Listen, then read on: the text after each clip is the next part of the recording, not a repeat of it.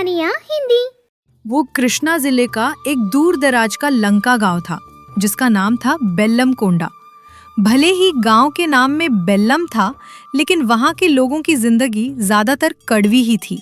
खासकर जब सर्दियां आती थीं तो गांव वालों की मुश्किलें बढ़ जाती थीं। पुष्य मास की ठंड में नदी का पानी भी जमने जैसा ठंडा हो जाता था। गांव के किनारे नदी के पास एक टूटी फूटी फूस की झोपड़ी में सावित्री और सोमैया नाम का एक बूढ़ा दंपति रहता था। उनकी कोई संतान नहीं थी। वे एक दूसरे का सहारा बनकर जो है उसी में गुजारा करते थे। उम्र बढ़ने के कारण सोमैया खेत के काम पर नहीं जा पाता था, इसलिए नदी में मछलियां और केकड़े पकड़कर बाजार में बेचकर अपना पेट भरता था। लेकिन उस साल ठंड कुछ ज्यादा ही बढ़ गई थी। 10 दिनों से सूरज नहीं निकला था। घने कोहरे के कारण दिन और रात का फर्क पता नहीं चल रहा था। ठंड के डर से लोग घरों से बाहर नहीं निकल रहे थे। इस वजह से सोमैया का धंधा पूरी तरह ठप हो गया था। ठंड के कारण केकड़े भी कीचड़ से बाहर नहीं आ रहे थे। घर में अनाज का दाना नहीं था। दोनों बूढ़े उस ठंड और भूख से थर थर कांप रहे थे। बुझे हुए चूल्हे की राख को देखते हुए, ए जी, ये ठंड तो हमारी जान ले लेगी। चूल्हा जलाने के लिए एक लकड़ी का टुकड़ा भी नहीं है। पेट में भूख की आग जल रही है। फिर सोमैया कहा, क्या करें सावित्री, इस कोहरे में नदी में जाने की सोचकर ही मेरा शरीर कांप रहा है। लोग बाहर आएं तब तो मेरे केकरे बिकेंगे। सुबह से मार भी नसीब नहीं हुआ। पेट में आते मरोड़ रही हैं। फिर सोमैया कहा, ठीक है, तुम यहीं रहो। मैं पास के जंगल में जाकर देखता हूँ, शायद कुछ सूखी लकड़ियां मिल जाएं। कम से कम गर्म पानी तो उबालकर पी लेंगे। सोमैया लाठी के सहारे कांपते हुए जंगल की ओर निकल पड़ा। उसके जाने के थोड़ी देर बाद ही गांव में शहर की एक बड़ी बैलगाड़ी आई और सीधे सावित्री की झोपड़ी के सामने रुकी। उस गाड़ी से सावित्री की छोटी बहन मंगम्मा और उसका पति गिरीशम उतरे। गिरीशम शहर में ब्याज का धंधा करता था और खूब पैसे कमाता था। शरीर पर सोना और बातों में घमंड। यही है क्या दीदी तुम्हारा घर? बिल्कुल चूहे के बिल जैसा लग रहा है। वो बक्से ध्यान से उतारना, उसमें रेशमी कपड़े हैं। ये कीचड़ ना लगे, अंदर रख दो। अरे मंगम्मा, जीजा जी, आइए आइए, बिना बताए अचानक आ गया। फिर मंगम्मा बोली, क्या बताऊं दीदी, शहर में रह रहकर बोर हो गए थे। सोचा इस सर्दी में तुम्हारे गांव की हवा खाएं, 2 दिन रहकर चले जाएंगे। फिर गिरीशम कहा, रहेंगे कहाँ? इस फूस की झोपड़ी में कम से कम बैठने के लिए कुर्सी भी नहीं है। खैर, वो चटाई इधर बिछाओ। बाप रे, ठंड से पैर सुन्न हो रहे हैं। पहले चूल्हा जलाओ और थोड़ी गर्मी आने दो। चूल्हा जलाए मतलब? क्या लकड़ियां भी नहीं है? तुम्हारी जिंदगी अभी तक नहीं बदली क्या दीदी? फिर गिरीशम कहा, ठीक है, वो सब छोड़ो, पहले गर्मा गर्म कुछ खाने को लाओ। भूख लगी है। सफर में पेट में चूहे दौड़ रहे हैं। सावित्री को समझ नहीं आया कि क्या करे। घर में एक दाना भी नहीं था। आए हुए मेहमानों को क्या खिलाए? वो जीजा जी, घर में। ठीक उसी समय सोमैया लकड़ियों का गट्ठर लेकर अंदर आया। मेहमानों को देखकर हैरान रह गया। जीजा जी, मंगम्मा कब आए? अभी आए हैं भाई। तुम जो लकड़ियां लाए हो उससे पहले चूल्हा जलाओ और हमारे खाने के लिए कुछ बनाओ। इस ठंड में गर्मा गर्म कुछ तीखा और मसालेदार खाने का मन कर रहा है। उनकी बातें सुनकर पति पत्नी सोमैया और सावित्री सोच में पड़ गए। जीजा जी, घर में कुछ नहीं है इस वक्त, माफ कर दीजिए। कल बाजार जाके। फिर गिरीशम कहा, कुछ नहीं है? मेहमान घर आए तो खिलाने के लिए खाना भी नहीं है? यही है तुम्हारी मेहमान नवाजी? इसीलिए दीदी हमें ना आने के लिए कहने को भी कोई खबर नहीं भिजवाई क्या? फिर सावित्री बोली, गलत मत समझो बहना। 10 दिनों से ठंड की वजह से काम नहीं है, धंधा नहीं चला, इसीलिए। फिर गिरीशम कहा, बस बस, अपनी गरीबी की कहानियां बंद करो। तुम्हारे घर में नहीं है तो पड़ोस से उधार मांग कर लाओ, लेकिन आए हुए मेहमान की खातिरदारी होनी चाहिए। मुझे पता है तुम्हारे पति सोमैया केकड़े पकड़ने में माहिर है। मुझे इस ठंड में गर्मा गर्म तीखा केकड़े का रस्सा खाना है। फिर सोमैया कहा, केकड़े का रस्सा?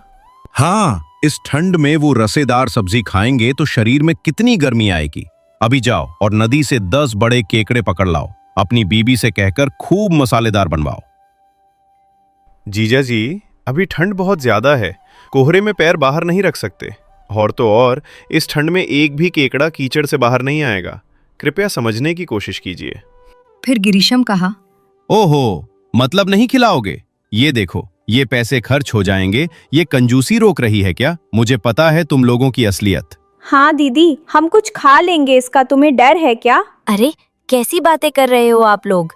बातें नहीं, मेरी बात सुनो। तुम अभी जाकर केकड़े ला रहे हो या नहीं? अगर नहीं लाए तो हम यहाँ पानी भी नहीं पिएंगे। तुम्हारे घर का पानी पिए बिना इसी रात अपनी गाड़ी लेकर वापस चले जाएंगे और पूरे गांव में ढिंढोरा पीटेंगे कि अपनी बहन के घर गए तो बैठने तक को नहीं कहा। मेहमानों को भूखा मारने वाले लोग हो तुम। सुमैया और सावित्री डर गए। मेहमान अगर ऐसे चले गए तो इज्जत चली जाएगी। जीजा जी, ऐसा मत कहिए। ठीक है, मैं कोशिश करता हूँ। मेरी जान जाए तो जाए, आपके लिए उस नदी में जाकर ढूंढता हूँ, लेकिन मिलेंगे या नहीं?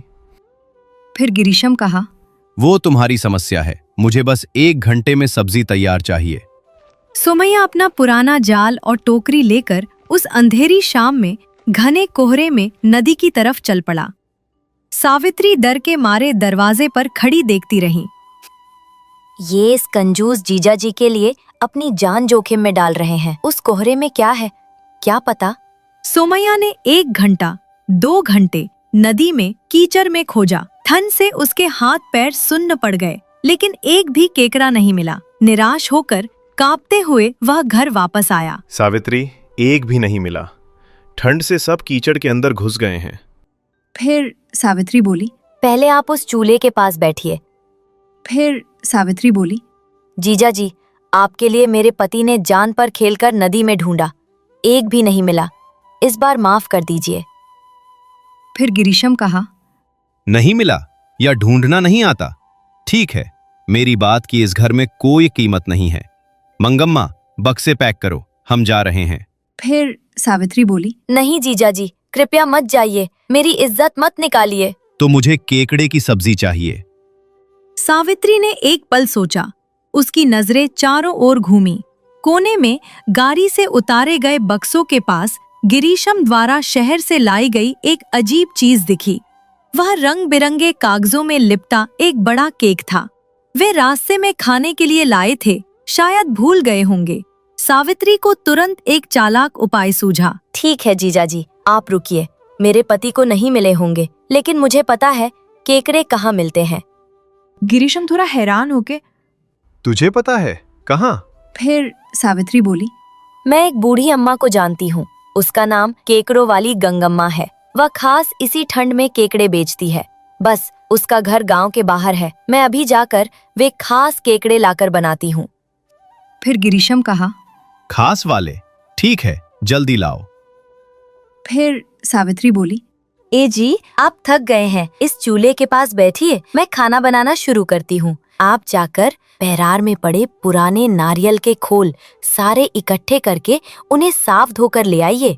फिर सोमैया कहा, नारियल के खोल सब्जी में? फिर सावित्री बोली, हाँ, उस खास केकड़े की सब्जी को बनाने के लिए नारियल के खोल की आंच या महक चाहिए। मैंने जो कहा वो कीजिए। सोमैया पत्नी की चाल समझ गया।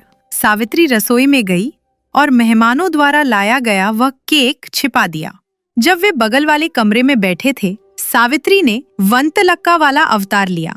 सावित्री ने सबसे पहले चूल्हे पर बड़ा बर्तन रखा, लिंगैया का दिया हुआ पुराना मसाले का डिब्बा निकाला, उसमें बचे 4 लौंग, थोड़ी दालचीनी, लाल मिर्च डालकर जोर से पीसा। उस मसाले की महक से पूरा घर भर गया। वाह, खुशबू शुरू हो गई। हाँ जी, मेरी नाक तक आ रही है।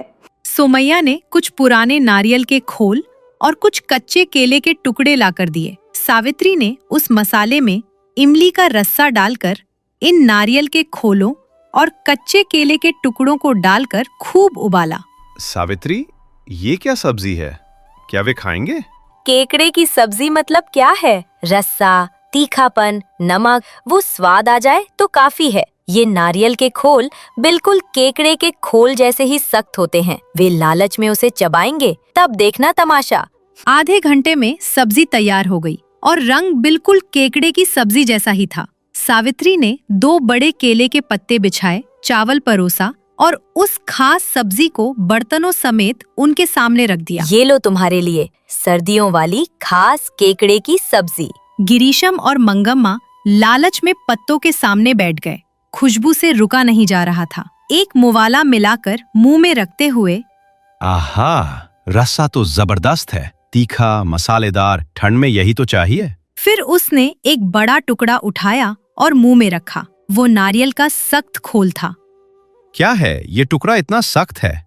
ये केकड़ा ही है ना? फिर सावित्री बोली, हाँ जीजाजी, वे खास केकड़े हैं। इस ठंड में बेचारे वे भी पत्थर जैसे जम गए हैं। आपको जोर से काटना पड़ेगा। गिरीशम ने पूरी ताकत लगाकर दांत भिजकर काटा। कड़क की आवाज आई। जोर से चिल्लाते हुए फिर गिरीशम कहा, अम्मा, मेरा दांत टूट गया। फिर मंगम्मा बोली, क्या हुआ जी, क्या हुआ? गुस्से में पत्तल फेंकते हुए। क्या हुआ? देखो। गिरीशम के दांतों से खून निकलने लगा और वो गुस्से में बोला, यही है तुम्हारी केकड़े की सब्जी? सब्जी में नारियल के खोल डालकर मेरे दांत तोड़ दिए। सचमुच हैरान होने का नाटक करते हुए, अरे जीजाजी, नारियल के खोल? जब मैं खाना बना रही थी तो शायद ठंडी हवा से चूल्हे में से उड़कर गिर गए होंगे। पीछे से हाँ जीजाजी, इस ठंड में सब कुछ सख्त हो जाता है। गुस्से से कांपते हुए, बंद करो अपना नाटक, मेरी बेइज्जती करते हो। मेहमान को बुलाकर सब्जी में नारियल के खोल खिलाते हो। तुम लोग इंसान हो? मेरे पति का दांत तोड़ दिया दीदी, तुम्हें हम ऐसे नहीं छोड़ेंगे। अरे जानबूझकर नहीं किया भाभी, गलती से गिर गया होगा। फिर गिरीशम कहा, गलती? मेरा सोने का दांत चला गया। मंगम्मा, बक्से उठाओ, इस नर्क में एक पल भी नहीं रहना। फिर मंगम्मा बोली, हमारे बक्सों के पास हमारा केक भी है, वो भी लेते आना। तभी याद आने का नाटक करते हुए, अरे मंगम्मा, उस केक की बात तो मैं भूल ही गई। तुम लोगों ने गर्मा गर्म सब्जी मांगी थी। घर में कुछ नहीं था तो रस्सा गाढ़ा करने के लिए उस केक को ही मसलकर इस रस्से में मिला दिया। ये सुनते ही गिरीशम और मंगम्मा को वही उल्टी जैसा हो गया। छी छी, सत्यानाश कर दिया। मेरे केक को सब्जी में मिला दिया। क्या पता जीजाजी, वो भी किसी आटे जैसा लग रहा था तो मिला दिया। स्वाद तो अच्छा ही आया था ना? तेरा स्वाद गया भार में। वे दोनों बहुत गुस्से में रात में कड़ाके की ठंड में शहर के लिए निकल पड़े और जाते जाते गिरीशम, अगर मैं दोबारा कभी तुम्हारे घर आया तो तुम मुझे जूतों मारोगे, जैसे श्राप देते हुए गए। उनके जाने के बाद सोमैया और सावित्री जोर जोर से हंसने लगे। मजा आ गया सावित्री, उसका दांत तोड़ दिया, उसका घमंड तोड़ दिया और मेरी जान भी बचा ली। देखा, सर्दियों में बेमौसम केकड़े की सब्जी मांगेंगे तो ऐसा ही होगा। हमें परेशान करने की कोशिश करेंगे तो उल्टा उन्हीं पर भारी पड़ेगा। सच है सावित्री, आज मुझे समझ आ गया, मुसीबत के समय पत्नी की बात सुने तो कितनी भी बड़ी समस्या से पार पा सकते हैं। तुम मेरे साथ हो तो कोई सर्दी मेरा कुछ नहीं बिगाड़ सकती। उस ठंडी रात में वह गरीब दंपति अपनी होशियारी पर खुश होते हुए चूल्हे के पास बैठकर गर्माहट का आनंद लेने लगे।